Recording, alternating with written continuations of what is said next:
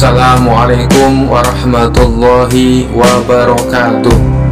Bismillah, alhamdulillah, la hawla wa la quwata illa billah. Allahumma sholli ala Sayyidina Muhammad wa ala ali Sayyidina Muhammad. Dikisahkan Baginda Raja memiliki seorang menteri kepercayaan dan senantiasa mendampinginya. Menteri itu bernama Abu Jahal. Namun kepercayaan yang diberikan Baginda Raja sering dimanfaatkan oleh Abu Jahal untuk memperkaya diri. Terkadang ia meminta upeti kepada rakyat dengan mengatasnamakan Baginda Raja. Hal ini tentu saja membuat Abu Nawas geram, tapi tidak berani mengadukannya kepada Baginda Raja. Sebab dengan kedudukan yang dimiliki, Abu Jahal bisa saja memutarbalikkan fakta dan menuduh Abu Nawaslah pelakunya. Seiring berjalannya waktu, penasihat istana meninggal dunia. Baginda Raja sangat kehilangan dan belum bisa menemukan penggantinya. Jadi untuk sementara waktu, jabatan penasihat istana masih kosong, belum ada yang mendudukinya. Kesempatan ini segera dimanfaatkan oleh Abu Jahal. Ia ingin sekali menduduki jabatan tersebut. Dengan begitu, ia bisa leluasa mempengaruhi Baginda Raja. Segala cara Abu Jahal dilakukan. Di depan Baginda Raja, Abu Jahal terus mencari muka agar terpilih menjadi penasehat istana. Tapi sayangnya, ambisi Abu Jahal ini harus kandas di tengah jalan. Karena tidak berapa lama, Baginda Raja justru memilih Abu Nawas untuk jadi penasehat istana.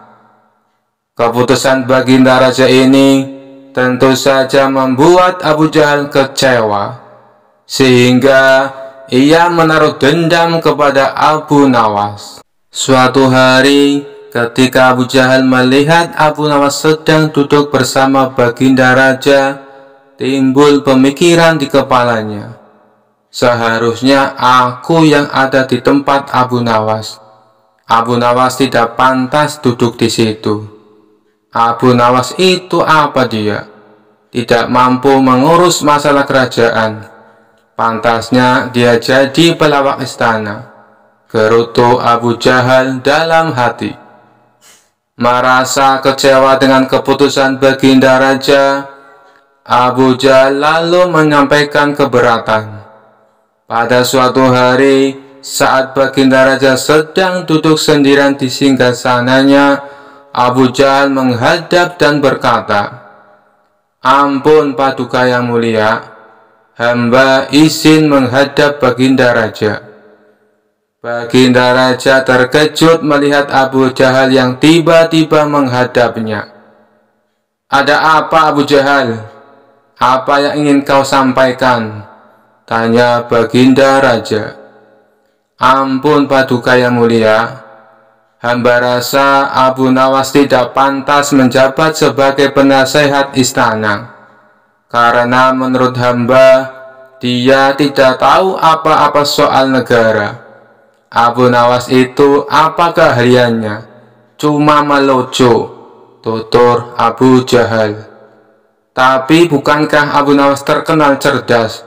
Dia juga seorang yang jujur," ujar Baginda Raja.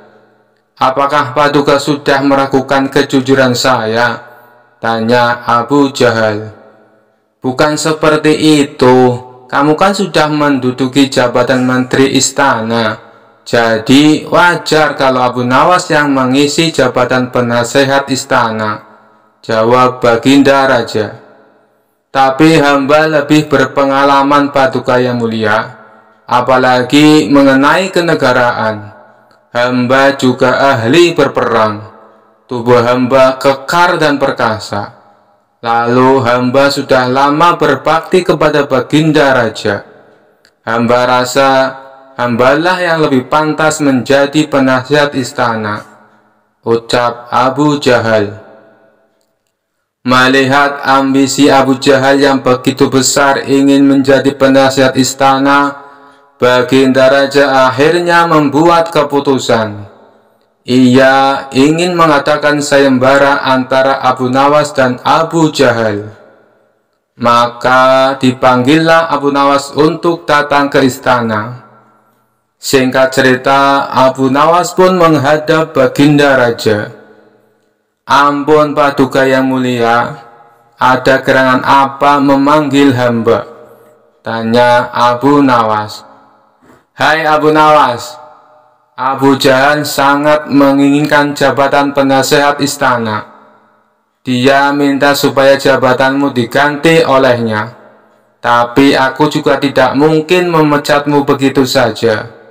Biar adil, maka aku putuskan akan mengadakan sayembara untuk kalian berdua. Siapa yang jadi pemenangnya, maka dialah yang berhak jadi penasehat istana. Jelas Baginda Raja. Sejenak Abu Nawas terdiam dan berpikir, Abu Jahal pasti punya rencana busuk. Jangan sampai dia jadi penasehat istana. Bisa-bisa rakyat makin tertindas oleh kelakuannya, pikir Abu Nawas. Ampun Paduka yang mulia, kalau boleh tahu sayembara apa yang hendak diberikan? Tanya Abu Nawas. Aku ingin masing-masing dari kalian membawakan 1 gentong air laut, tapi yang rasanya tawar. Perintah Baginda Raja. Abu Nawas dan Abu Jahal langsung terkejut mendengar permintaan Baginda Raja yang aneh itu. Sekarang pulanglah kalian berdua, dan besok kembali ke sini dengan membawa air laut yang rasanya tawar, kata Baginda Raja melanjutkan. Sesampainya di rumah, Abu Nawas terus memikirkan dan mencari tahu keberadaan laut yang airnya tawar. Mana ada air laut yang rasanya tawar? Orang secerdik apapun tidak akan bisa melakukannya, pikir Abu Nawas. Sementara itu, Abu Jahal mulai berbuat curang. Ia memasukkan air sumur ke gentong untuk dibawanya ke istana. Baginda Raja pasti percaya meskipun aku berkata bohong, karena aku tahu aku adalah menterinya yang paling dipercaya, kata Abu Jahal dalam hati. Keesokan harinya, Abu Nawas dan Abu Jahal datang ke istana dengan membawa gentong masing-masing. Bagaimana? Apakah kalian sudah mendapatkan airnya? Tanya Baginda Raja. Sudah Paduka yang mulia, jawab Abu Jahal dan Abu Nawas serempak. Kemudian Abu Jahal maju lebih dulu menyerahkan gentongnya. Ini Paduka, air laut permintaan Paduka, ucap Abu Jahal. Baginda Raja lalu mencicipi air yang dibawa oleh Abu Jahal. Bagus Abu Jahal, air ini rasanya tawar. Tapi benarkah ini berasal dari laut? Tanya Baginda Raja. Benar sekali Paduka. Hamba sengaja mengambilnya dari laut yang tidak diketahui oleh orang banyak, jawab Abu Jahal penuh percaya diri. Sekarang tibalah giliran Abu Nawas menyerahkan gentong miliknya. Ketika Baginda Raja mencicipi air yang ada di gentong Abu Nawas, ia pun langsung berkata, Hai Abu Nawas, kenapa rasanya masih asin dan getir? Yang aku minta air laut rasa tawar, ucap Baginda Raja. Ampun Paduka yang mulia, tapi memang begitulah rasa air laut, balas Abu Nawas. Baiklah, karena lomba ini dimenangkan oleh Abu Jahal, tentu dia yang akan menjadi penasehat istana, tutur Baginda Raja. Mendengar itu, Abu Jahal sangat kegirangan, sudah tidak sabar ingin menduduki jabatan tersebut. Ternyata sangat mudah mengelabui Baginda Raja, pikir Abu Jahal. Tapi tiba-tiba Baginda Raja kembali berkata, "Hai Abu Jahal, di mana kamu menemukan air laut yang airnya tawar? Antarkan aku ke sana sekarang. Aku ingin mandi di sana," titah Baginda Raja. Seketika wajah Abu Jahal menjadi pucat, tubuhnya lemas dan gemetaran. "Anu Paduka yang mulia, hamba kenapa? Kalau kamu tidak bisa membuktikannya, berarti kamu telah membohongiku," ucap Baginda Raja. "Ampun Paduka yang mulia, air yang hamba bawa memang bukan air laut, tapi air dari sumur," kata Abu Jahal ketakutan. "Kamu lancang Abu Jahal. Kamu kira aku anak kecil yang mudah dikelabui? Karena kamu telah berani berbohong, maka sebagai hukumannya, kamu bukan hanya gagal jadi penasihat istana, tapi juga akan dipecat dari menteri. Kamu juga harus menjalani hukuman penjara," bentak Baginda Raja. Kemudian Baginda Raja memerintahkan beberapa pengawal untuk menangkap Abu Jahal dan memasukkannya ke dalam penjara. Kini tinggallah Abu Nawas di hadapan Baginda Raja. "Hai Abu Nawas, bukankah kamu terkenal cerdik? Bisa saja kamu membohongiku, dan dengan kecerdikanmu itu kamu tentu bisa menutupi kebohonganmu. Tapi kenapa tidak kau lakukan?" tanya Baginda Raja.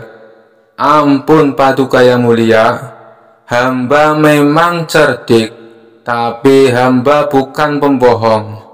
Secerdik apapun manusia, tidak akan ada yang bisa mengubah rasa air laut menjadi tawar," terang Abu Nawas. "Kamu benar Abu Nawas.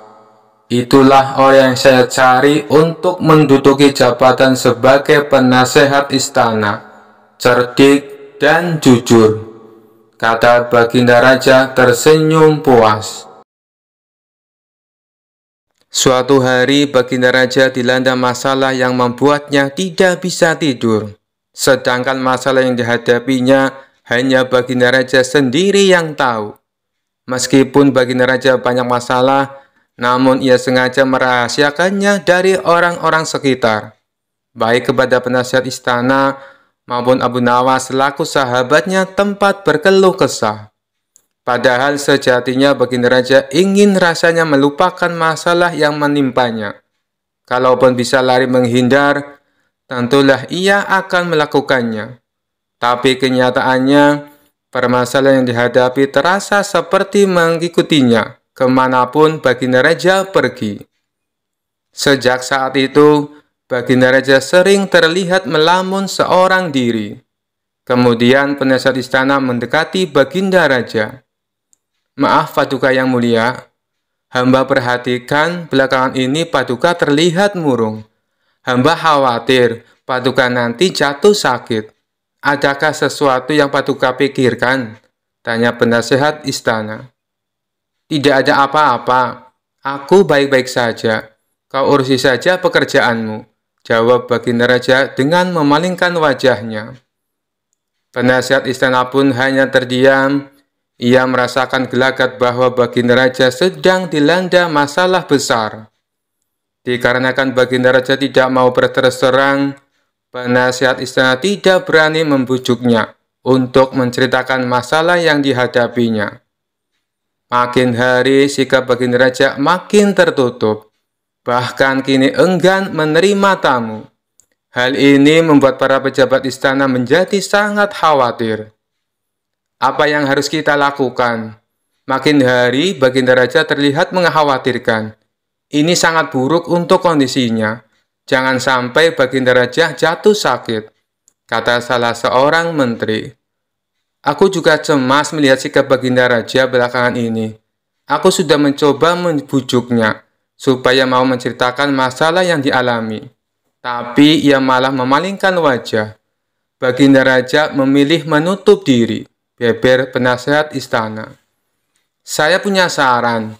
Bagaimana kalau masalah ini kita sampaikan kepada Abu Nawas? Biasanya dia tahu solusinya, ujar salah satu dari menteri. Ya, saya setuju dengan saran tersebut, balas lainnya.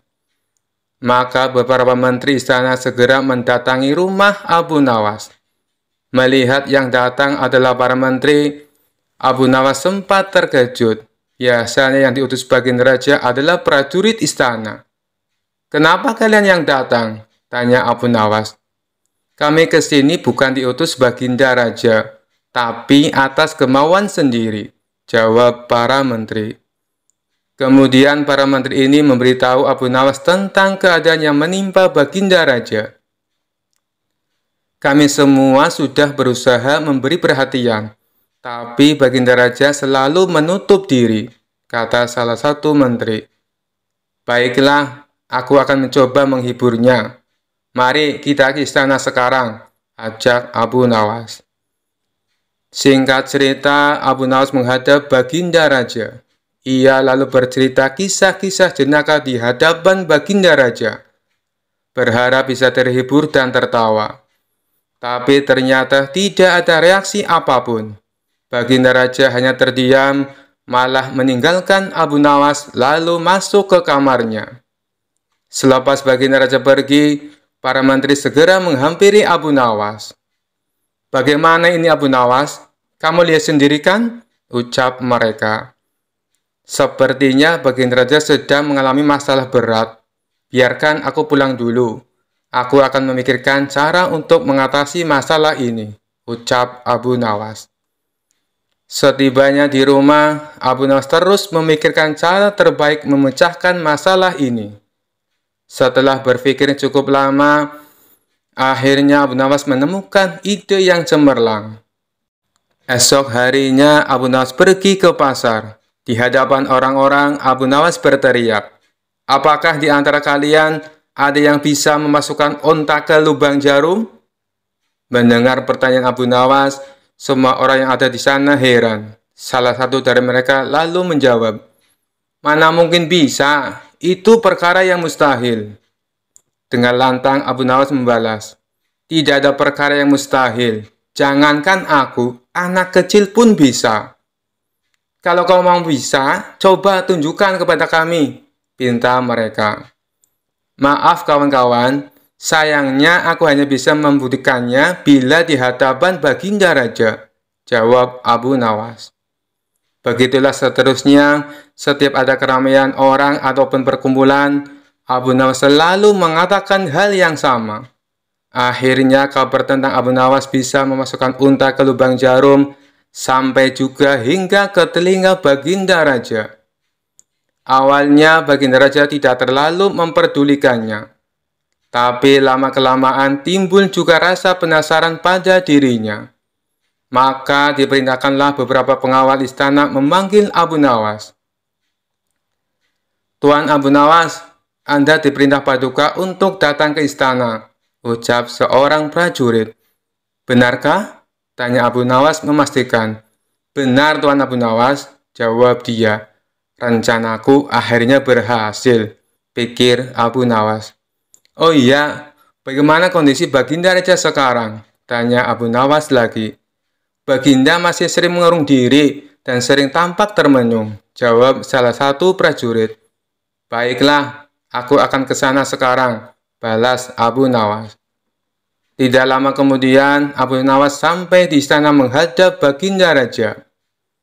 "Wahai Abu Nawas, aku dengar kau bisa memasukkan seekor unta ke lubang jarum. Kau bersedia membuktikannya bila di hadapanku. Benarkah itu?" tanya Baginda Raja. "Benar Paduka yang mulia," jawab Abu Nawas. "Bagaimana mungkin? Aku rasa itu perkara yang mustahil," balas Baginda Raja. Di dunia ini tidak ada yang mustahil, Paduka, ujar Abu Nawas. Baiklah, sekarang coba kau buktikan, perintah Baginda Raja. Caranya mudah, Paduka. Kita tinggal membuat jarum yang lubangnya lebih besar daripada seekor unta. Dengan begitu, kita bisa memasukkannya dengan mudah. Bahkan anak kecil pun bisa, jawab Abu Nawas menjelaskan. Kalau caranya seperti itu, semua orang pun bisa melakukannya. Berarti kau telah menipu semua orang, termasuk aku, ucap Baginda Raja. Hamba tidak pernah menipu siapapun, dan hamba juga tidak pernah menipu Paduka. Hamba tidak pernah mengatakan bahwa jarum hamba yang maksud adalah jarum kecil, balas Abu Nawas. Iya, itu benar. Tapi apa maksud dari pernyataanmu ini? Tanya Baginda Raja. Hamba hanya ingin mengatakan bahwa ada hikmah dari pernyataan ini, jawab Abu Nawas. Hikmah? Hikmah dari mana? Tanya Baginda Raja heran. Bukankah tadinya Baginda Raja tidak percaya kalau hamba bisa memasukkan unta ke lubang jarum? Tapi setelah hamba jelaskan, Baginda Raja baru mempercayainya. Begitu juga dengan permasalahan yang sedang kita hadapi. Sebesar apapun masalah, sebesar apapun bebannya, tapi kalau hati kita lebih besar, hati kita lebih luas saat menghadapinya, maka semua masalah akan terasa lebih ringan. Itulah gambaran seekor unta bila dimasukkan ke lubang jarum. Sepintas saat kita menghadapinya, pasti itu mustahil dilakukan. Tapi bila hati kita luas dan besar, maka pikiran kita juga akan mengikuti. Dan pada akhirnya, masalah yang kita anggap mustahil bisa diatasi menjadi mudah dan ringan untuk dijalani. Bagaimana kita akan bisa tenang bila kita menghadapi masalah dengan hati yang sempit, tutur Abu Nawas. Seketika Baginda Raja terdiam. Ia terus merenungi ucapan Abu Nawas. Suasana pun mendadak menjadi hening. Tidak berapa lama Baginda Raja pun berkata, "Terima kasih Abu Nawas, kau telah menyadarkanku. Selama ini aku memang sedang dilanda masalah, dan hatiku sempit menghadapinya, sehingga pikiranku juga ikut menjadi buntu," ujar Baginda Raja. Sejak kejadian itu, kini Baginda Raja mulai terlihat ceria. Ia tidak lagi terlihat murung seperti hari-hari sebelumnya. Permasalahan bukanlah hal untuk dilamunkan, melainkan dihadapi dengan hati yang besar. Maka akan tercipta solusi dari sebuah pemikiran yang jernih. Sekian dulu perjumpaan kita kali ini. Sampai bertemu lagi di kisah-kisah selanjutnya. Terima kasih yang sudah subscribe dan setia menonton channel ini. Wassalamualaikum warahmatullahi wabarakatuh.